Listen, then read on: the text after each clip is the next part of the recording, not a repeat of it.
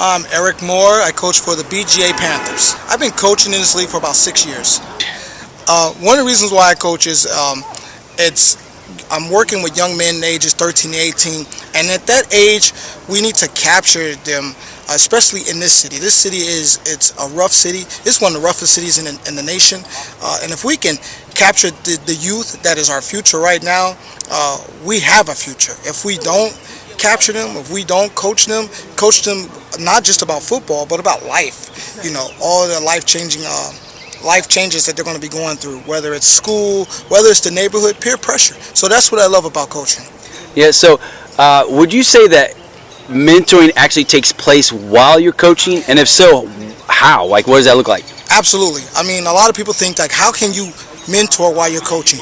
Well, you can come to practice and there's a kid, you can see there's an expression on their face that something's wrong, and if you approach that kid and talk to them, and you as a coach, they have unveiled that wall. They've brought down their inhibitions and develop a confidence in you where they can speak and talk to you about anything. And by talking to them about their life problems that they're going through, maybe there's something they're going through at home, maybe they can't talk to their mom and their dad about something that they can talk to you about. And we come across that a lot as coaches, that kids are able to feel more confident with speaking with us and asking us those tough questions that they would be afraid to talk to their mom and dad about, and we help them out with those solutions. Well, right now I have this will be my first year being retired as a New York State police officer, and one of the reasons why I did retire was to do what I'm doing right now. God's calling for me was to work with the youth, and this is one way that I saw working with the youth. I could still be working. I was up to be promoted to detective, and I declined doing that to come and work with the youth and help mentor young men. Well, I'm Jesus Diaz. I play for the Scrappers, and I coach the best Panthers. Is the Scrappers, what's that? Is that a Timoteo team or what? Yeah, it's a Palo Cole team. Timoteo is I coach the Panthers. Okay, so Palo Cole, explain Palo Cole. What is that? Well, to me, it's a little different because I recently lost my dad a couple years ago, and my boy said, "Look, you want to play some football?" I'm like, "Yeah, sure." So I'm gonna keep my mind off, and then I met the guys in Palo Cole and started playing for the Trojans their first year. Went all the way to the championship, and it felt real good that guys could just bond just by playing flag football, and it's a good positive thing. To me, it's more of a mentoring. They took me under their wing, mentoring. That I met this guy named Chris with the beard. The little guy with the beard.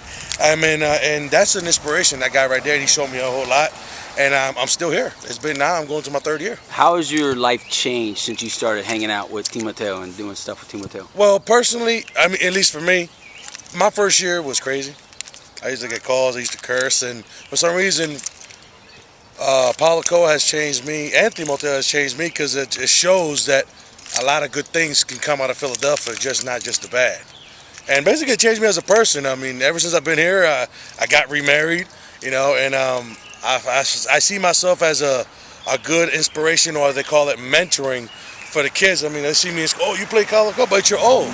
But that right there shows them that even at my age, I can still play, and I can still give that positive invoice in life that just by playing football, you can reach out to all these young kids in Philadelphia. Right. So how do you see, because you say you've been mentored, how do you see yourself mentoring kids on the team? Well, I mentor I think I was doing it before, but I didn't know it was called mentoring. Okay. Right. To me, mentoring is somebody that even if they're having a good day or having a bad day, you like that mouth, because some of these kids now, some of their parents don't talk to them, or their mother don't talk to them. Some of them don't even got mother or father. So that's what I consider. They come to me, "Oh, Zeus, I need to talk to you about this." Anything, not just football, your relationship, your girl cheated on you, any life situation I've been through, and I can explain to them because I know what I'm talking about. And then they'll give me that feedback. It's like, "Oh, thank you, I appreciate for you watching the game, or I appreciate you taking a couple minutes and talking to me."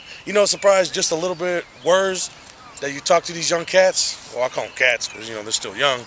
But those little words that you give them just might give them just that little bit of inspiration to do better, or to graduate, or go to. I mean, that's a good thing too. One of our kids actually finished their first year of college, right? Mm-hmm. Yeah, one of our kids. Yeah. So that right there shows a lot. I mean, we want them. I mean, if you can't play football and then you go to college, we're not going to stop that. That's what I call mentoring. You're going to go to college. I know you still want to play football, but your education is very important as well.